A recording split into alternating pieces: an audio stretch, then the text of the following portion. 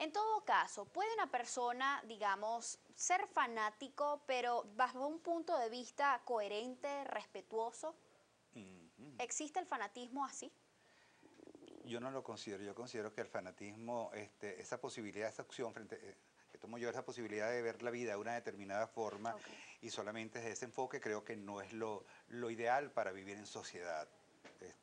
Considero que más bien tenemos que buscar el respeto a la pluralidad, a la diversidad, entender que la diversidad es una ventaja y no una amenaza. Entonces no creo que hay un fanatismo positivo, en eso es una posición personal, ¿no? En este país hay una gran afición hacia el béisbol, por ejemplo, pero ¿significa esto que, digamos, tenemos un amplio grupo de fanáticos en nuestro país que pudieran ser vulnerables también a caer en otros tipos de fanatismo que no sea solamente el deportivo, por ejemplo, el político?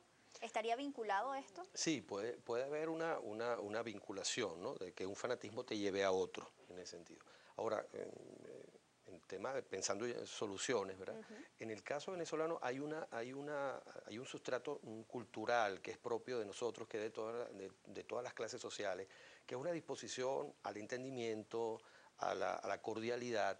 Y yo creo que ahí es donde es uno de los elementos a los cuales debemos agarrarnos. Es decir, en Venezuela hay fanáticos, uno puede decir fanáticos entre comillas, magallaneros o caraquistas o de cualquier otro equipo, pero bueno, uno ve al día siguiente, cuando la gente se encuentra en el trabajo, Todos la nos gente damos se la echa mano. broma, tal, los tiburones, es decir, uno se echa broma, pero nunca la cuestión pasa a mayores. Mm. Pero también eso en algún momento pasó en política, es decir, y por eso digo que hay que vincular mucho esto con el discurso totalitario, porque en Venezuela teníamos familiares adecos, copellanos, del MAS, del MIR, amigos, y nunca la cosa pasó a mayores. Solamente cuando tú traes un discurso totalitario es que tú rompes, ¿verdad? Ese escenario de cordialidad y entendimiento que en algún momento hubo. Y esto ha fracturado incluso muchísimas familias en nuestro país, el Exactamente. tema del fanatismo político de un lado y del otro, porque no se va a salvar ninguno de los No, dos no, en no. este sentido.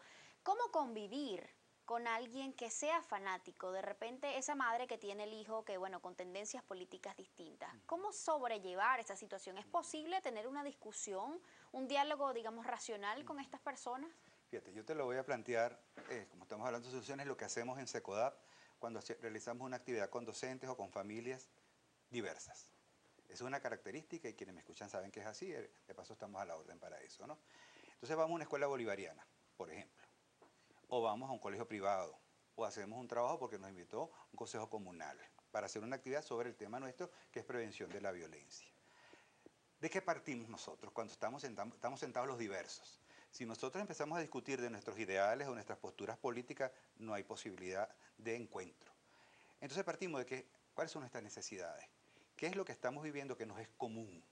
¿Qué es lo que nos está afectando a nosotros como madre, como familia, como vecino, que sentimos que de alguna manera tiene que tener algún tipo de respuesta? Cuando nuestras necesidades se encuentran, cuando se encuentran las posibilidades, vemos las posibilidades de que podemos aliarnos y establecer algún tipo de puente porque hay algo que está insatisfecho, que no está, que no hemos logrado. Por ejemplo, el caso de la convivencia escolar, lo veo mucho con el tema de la violencia escolar. Mira, se crean espacios interesantes, porque ya tú estás viendo el otro no desde lo que el otro representa, sino de lo que el otro necesita, desde lo que el otro está sufriendo, padeciendo.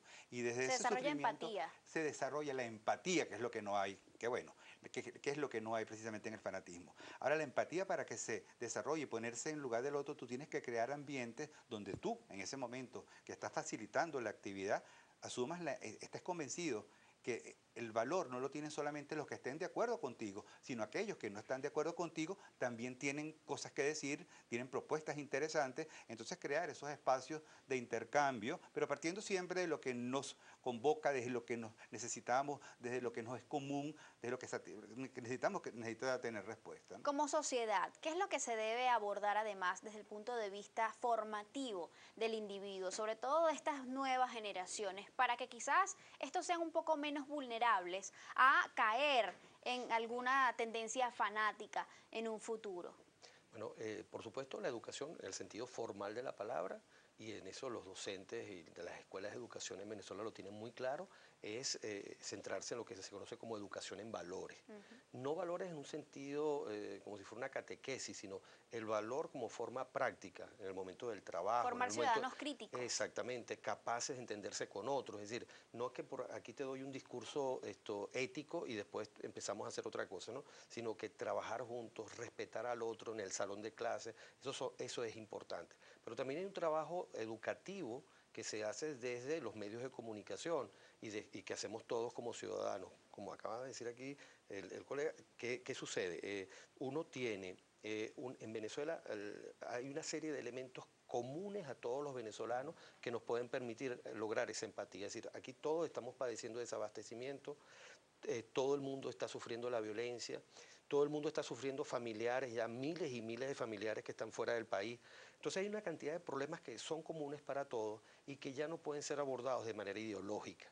Y las encuestas indican que la gente quiere diálogo, quiere entendimiento. Y la otra alternativa, la tercera opción, vamos a llamarlo así, que tenemos que acudir a la política. Es decir, tenemos que acudir a la política entendida como el ámbito donde nos entendemos, aunque seamos diferentes, donde discutimos, donde debatimos las cosas con cierta complejidad y buscamos soluciones compartidas. Bien, muchísimas gracias a ambos por estos valiosos aportes que acaban de dar a todas las personas que nos están sintonizando. Creo que es un tema por demás actual y súper importante abordar, sobre todo en estos tiempos, no solamente en nuestro país, sino también tomando en cuenta todo lo que está pasando en el mundo, justamente porque muchas veces perdemos esa visión crítica de la realidad y nos aferramos a lo que consideramos nuestra verdad. Mil gracias por haber asistido. A ustedes, amigos, como siempre, gracias por estar allí. Además, agradecemos nuevamente a Frank López Ballesteros por haber participado con nosotros en el programa el día de hoy. Me despido, el ejemplo comienza por casa y siempre es mejor ser parte de la solución que del problema. Nos vemos mañana.